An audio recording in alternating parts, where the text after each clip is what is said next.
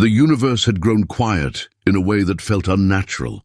Not the quiet of peace, but the quiet of broken empires and burning worlds. Star systems once bright with trade and laughter now drifted in silence, their skies darkened by the shadows of war. The enemy had spread across the galaxy like a sickness, unstoppable, unchallenged, crushing every defense in its path.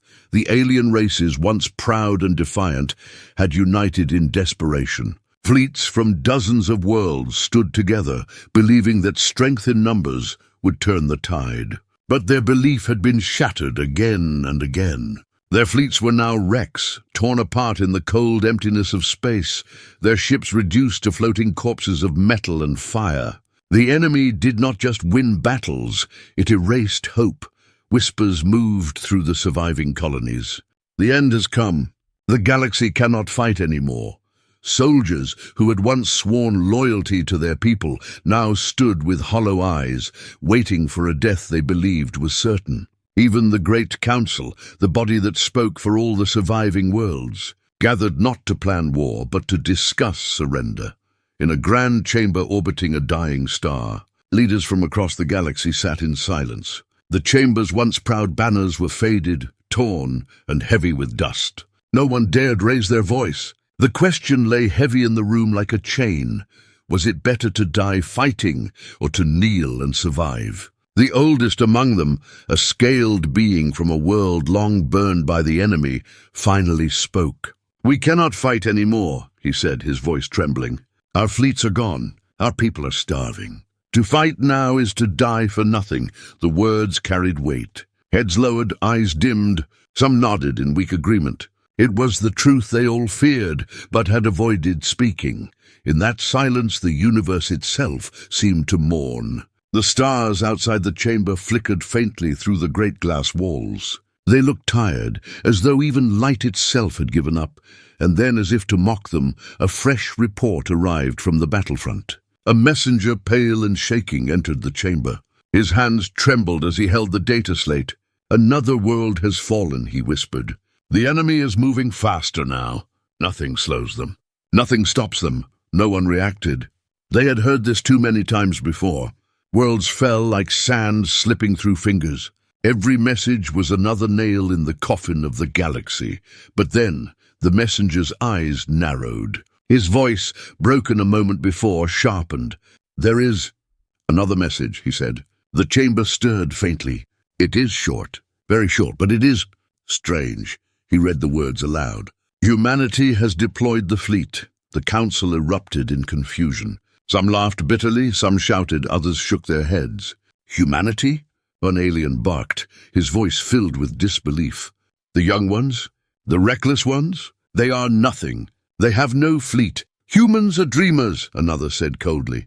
"They talk of courage, but lack the strength to stand in wars such as this. Do not waste our time." But the messenger only shook his head, his voice trembling now not from fear, but from something else. The signal was clear. It carried human codes. The message repeated only one line. "We are coming." Silence fell again, but this silence was different. It was not the silence of surrender, but the silence of disbelief. Could it be true? Could the humans, a species dismissed as reckless and fragile, have something left to give when all others had fallen? No one knew what to say. But far beyond that chamber, in the dark edges of the galaxy, something stirred. On the broken edges of abandoned star systems, long-forgotten stations came alive with light. Engines the size of cities roared awake after years of silence. Shadows of ships, massive and hidden from every eye, began to move. They slipped from the cover of asteroid belts and dead stars, turning their bows toward the heart of the war. These were not the small fleets the galaxy remembered from the humans. These were giants, warships armored like planets, armed with weapons no other species had ever seen. Fleets built in secret while the galaxy mourned, prepared in silence while the stars burned, and at their head a single command pulsed across every human vessel. 3 words carried through the dark, words that would shake the galaxy itself. Prepare for war. The universe had grown quiet, yes, But that quiet was about to end. For the first time in centuries, the enemy would hear something they had not heard in too long, the thunder of defiance. And it would not come from the proud old empires of the galaxy. It would come from the humans. As the fleets turned toward battle, the galaxy did not yet know what this meant. They did not know whether humanity's arrival would bring victory or only another defeat. But in the hearts of those who heard the message, a spark flickered for the first time in years. Hope. The stars outside the council chamber seemed to burn a little brighter. The council members who had spoken of surrender now looked at each other with unease. If the humans truly came with a fleet, then surrender was not yet certain. And so the story of humanity's fleet began not with victory, not with glory, but with a whisper sent across dying stars. We are coming. The galaxy did not know whether to laugh or to believe. But deep within, they felt something stir, something dangerous, something alive, because when all others had given up, humanity had not. And soon, the battlefield would learn what that truly meant. For centuries, humanity had been little more than a whisper in the great councils of the galaxy. Other civilizations called them reckless, too young, too fragile. To the older races, humans were only wanderers of one small blue world, stubborn and noisy, but not dangerous. That belief had been a mistake. While the galaxy fought its endless wars, humanity had vanished into silence. Many thought Earth had given up or gone dark, consumed by its own inner struggles. Have you ever noticed that human trade ships grew rare, or that human diplomats stopped attending meetings? It seemed as if the species had simply faded, leaving the galaxy to burn without them.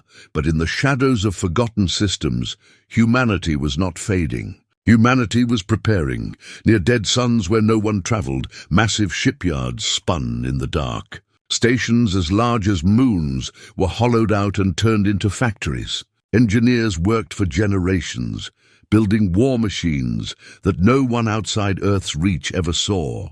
Their designs were not like the delicate vessels of the alien races. Human ships were heavier, darker, built like fortresses. Where alien ships had elegance, human ships had brutality, and behind those ships were people who had trained in silence. Soldiers drilled in frozen colonies and in endless deserts. They fought in artificial arenas designed to break weaker minds. They built weapons that seemed impossible, cannons that could tear apart mountains, torpedoes that carried miniature stars inside them, and armor that turned men into moving tanks. They were a people who had been underestimated for too long. The galaxy, desperate and dying, never saw it coming. While the council argued over surrender, humanity had watched. They had seen each empire fall, each ally beg, and each world burn. And in their silence, they had promised themselves one thing: when humanity rose, it would not be to beg. It would be to fight.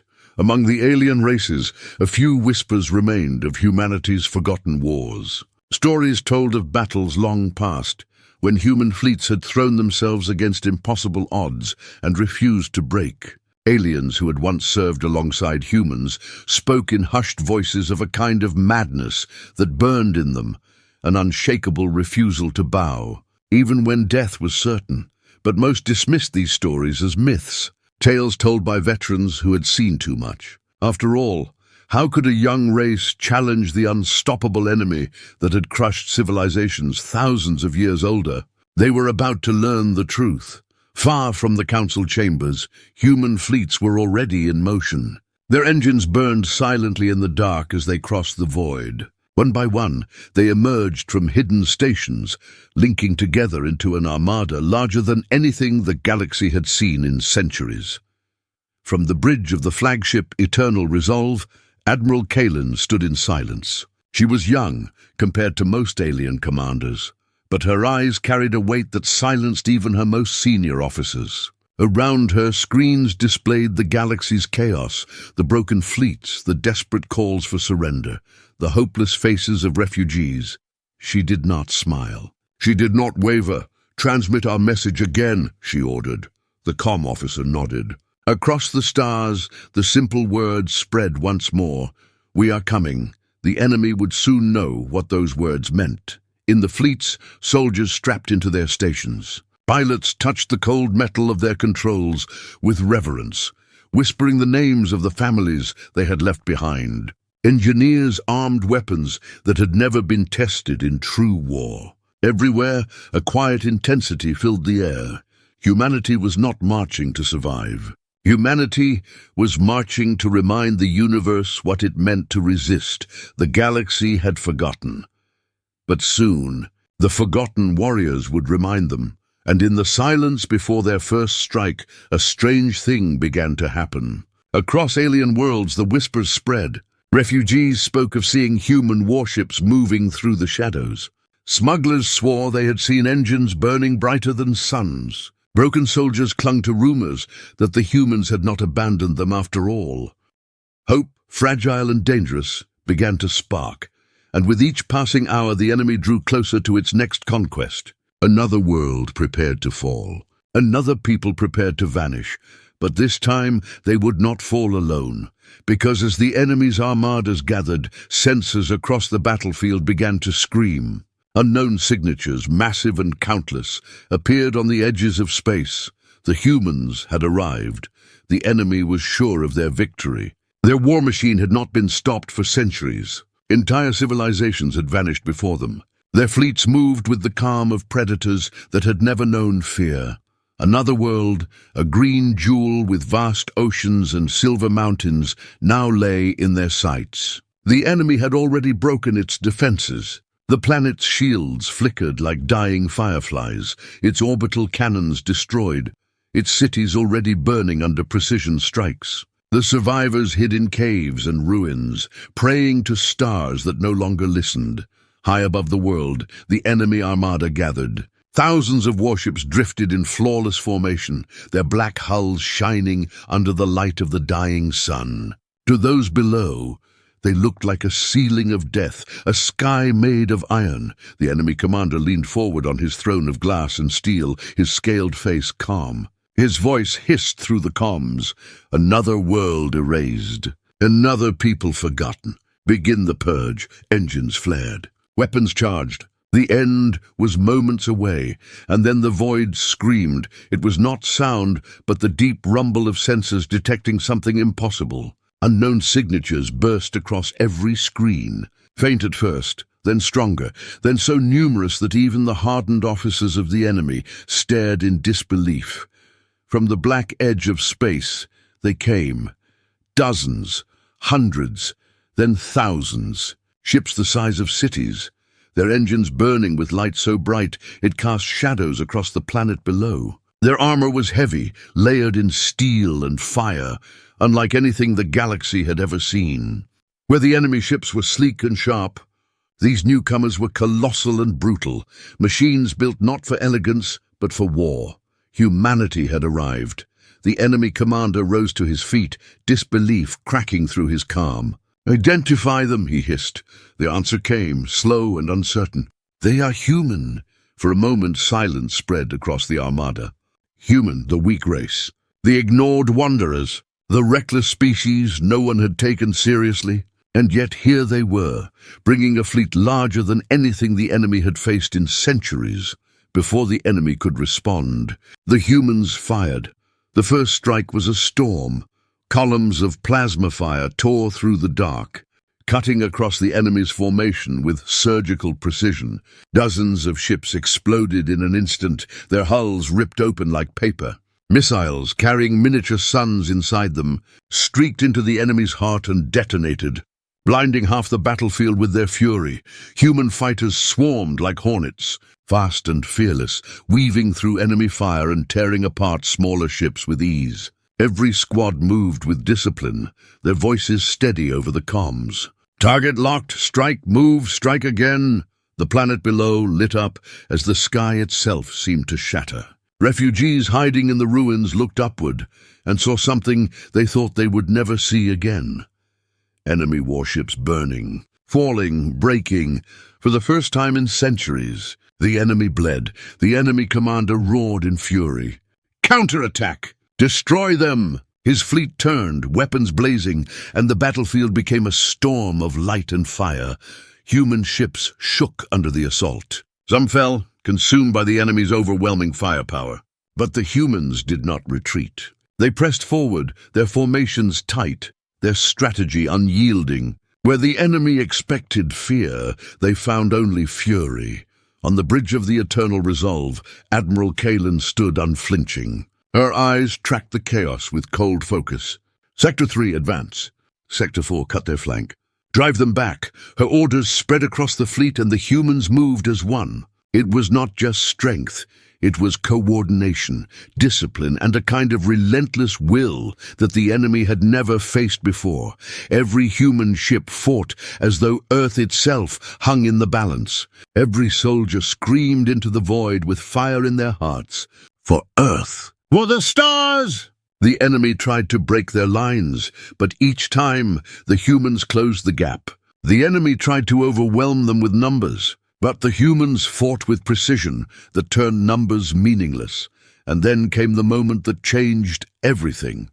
A massive enemy dreadnought, larger than any human ship, turned its guns on the planet below, ready to finish the purge even in defeat. Its cannons glowed, preparing to fire a shot that would tear apart the world's crust. But before the shot could fire, a human warship, the Iron Vow, charged forward. Its captain gave no order to retreat. Instead, he spoke 3 simple words: hold the line. The Iron Vow rammed the dreadnought head-on, its engines burning at full force. Metal screamed against metal as the 2 giants collided. The explosion lit up the stars, brighter than the sun itself. Both ships were gone, reduced to debris and fire, but the planet was saved. The enemy commander froze. His fleet for the first time hesitated. They had seen countless species fight, but never had they seen this. Humans were not fighting to survive. Humans were fighting to win. And in that moment, the galaxy learned the meaning of the first strike. The forgotten warriors had returned. The battlefield burned like a second sun. Wreckage drifted across the void. Shattered enemy cruisers, broken fighters, pieces of metal glowing with fire as they spun into darkness. And in the heart of it, the human fleet moved like a storm given life. The enemy had expected chaos. They thought the humans would fight with desperation and collapse under pressure, like every other civilization before them. But what they saw was something else entirely. Human ships did not scatter. They pressed forward with cold, precise coordination. When one ship fell, 2 more surged to fill the gap. When a squadron of fighters was lost, another squadron pushed harder, striking even deeper into enemy lines. It was not wild courage. It was controlled fury. Admiral Kalen stood at the center of it all, her voice steady across the comms. Focus fire! Do not break formation. We are the line. Her officers obeyed without hesitation. Orders snapped across the channels, and the fleet moved as though guided by a single hand. Plasma lances cut through enemy armor, torpedoes shattered heavy cruisers, and human carriers released wave after wave of fighters. The enemy struck back with equal force. Beams of energy ripped across the battlefield, slamming into human shields. Ships trembled under the assault, alarms screaming. But still the humans held. They endured each blow as though carved from stone. One captain shouted across the channel, his voice unshaken even as flames consumed his bridge. We do not run. Hold the line! His ship exploded seconds later, but his words lived on. Carried by every soldier who heard them, that was humanity's fury. Not just weapons, but will.